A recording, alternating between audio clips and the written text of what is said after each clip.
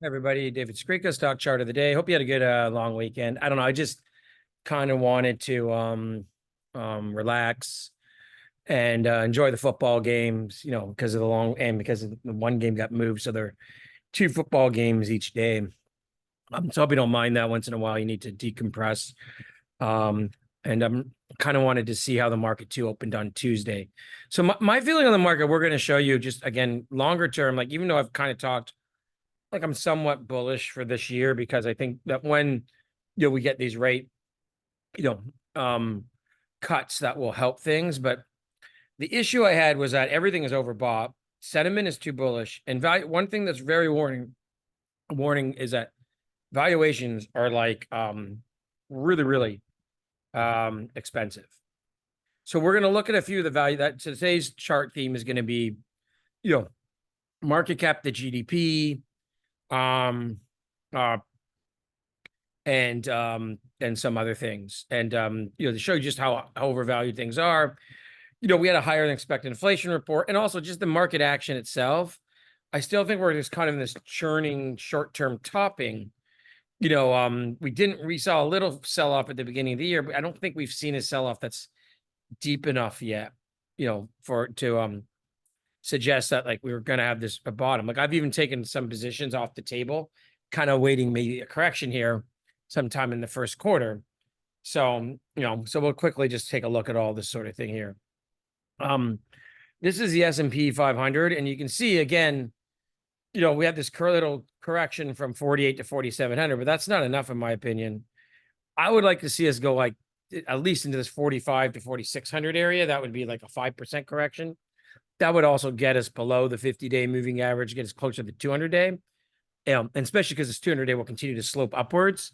We could reach the 200-day or maybe even do what we did in October, go slightly below it at some point, and then get ready to go higher. And yeah, we're seeing interest rates tick up.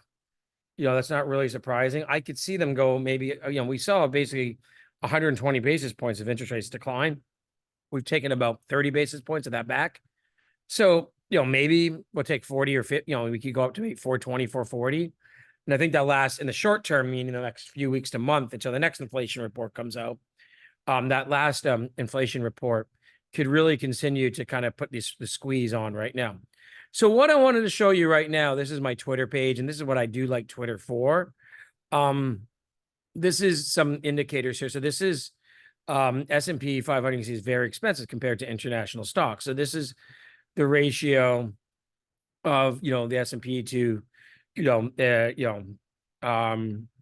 S&P minus world excluding US S&P. So it's basically, so it's taking the S&P out of the world index and then taking the PD ratio of the S&P minus the world index and, and seeing the ratio, right? And you can see this has been at -2, -4 when the S&P was cheap after the financial crisis.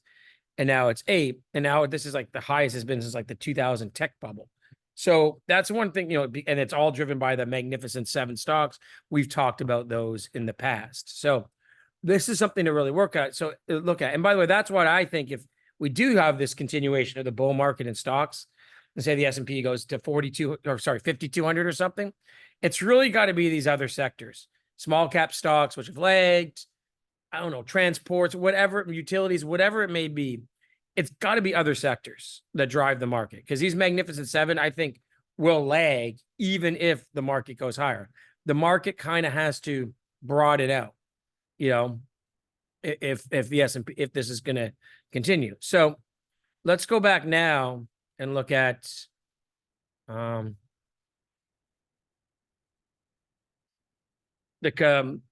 Kobeisi leather and these are freight trains. Sorry. This just shows freight. We'll do that for another day. Sorry. This is asset managers from bar chart. You can see they're positioned the most bullish they've been actually since 2018, 2019, late 2019 and 2021 when the market fell. Now this is not necessarily mean that the market's going to have some huge correction.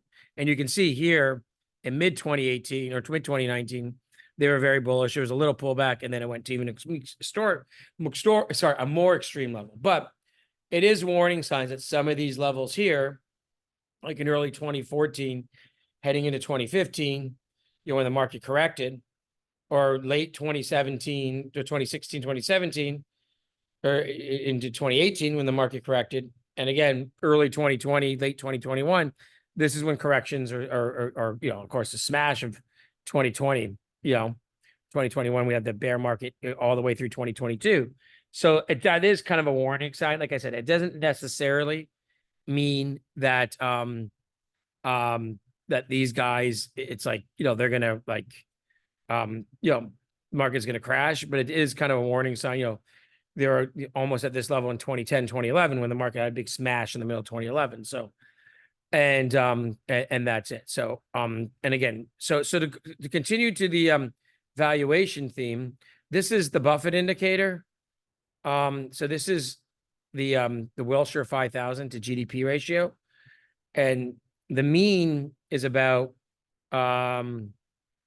Now, the only reason the mean has gone that high, by the way, is because we've spent so much time in the last 10 years above 100%. The mean actually was always more like 75%, but we've had basically 10 years of above 100%. So this tells you it's not a perfect indicator, right? But we can see, like, the only two times in history, and this goes back to the 70s, but this, that we went significantly above 100% were 2000 and 2007, and the market had brutal bear markets. And then we went to almost 200% of GDP last year, or sorry, in 2021, and then, fell. And even then it fell, where it fell, it was still above the 2000 high. So, with this recent market rally, we're 173%. So these are always the warnings I give to people, that look at the market is extremely overvalued, still to this day. Market cap to GDP, I showed you where it is compared to emerging markets. Look at longer term, like I just did 3 dividend stocks for the paying members in Patreon last week, and 2 of them were like foreign stocks. And so longer term, and what I mean longer term, like the next 3 to 5 years, if you are buying stuff, even for the next year, I still think you're better off being in emerging markets. I'll just show that quickly, the EM, this sort of thing. Now when the dollar rallies, interest rates go up, that's not good for emerging markets. But I do think, again, there is still going to be this reversal. I guess some ECB members said they don't think the Fed might even cut all year. I think, look at the Federal Reserve is always behind the curve, right? In 2022, they totally did not recognize it. Inflation was here and here to stay for a while, and we're creeping rates up to 1 or 2% when inflation was 8%. That now a lot of the Fed members are still talking like they're not going to raise rates, but the Fed's fund futures, everything else is saying no, that's not going to happen. And we'll show you why in tomorrow's stock chart of the day. The banks are sitting on huge losses. So remember, these things are things they don't talk about in public, but they know. They're not totally stupid. They know this. So anyways, today's stock chart of the day, I just wanted to show you how overvalued the market is. The fact that we really haven't had this correction yet, I still kind of want to see a real smash down. So I still think it's the time to err on the side of caution. So and that's kind of today's theme. So everybody take care. I'll have a members version as well.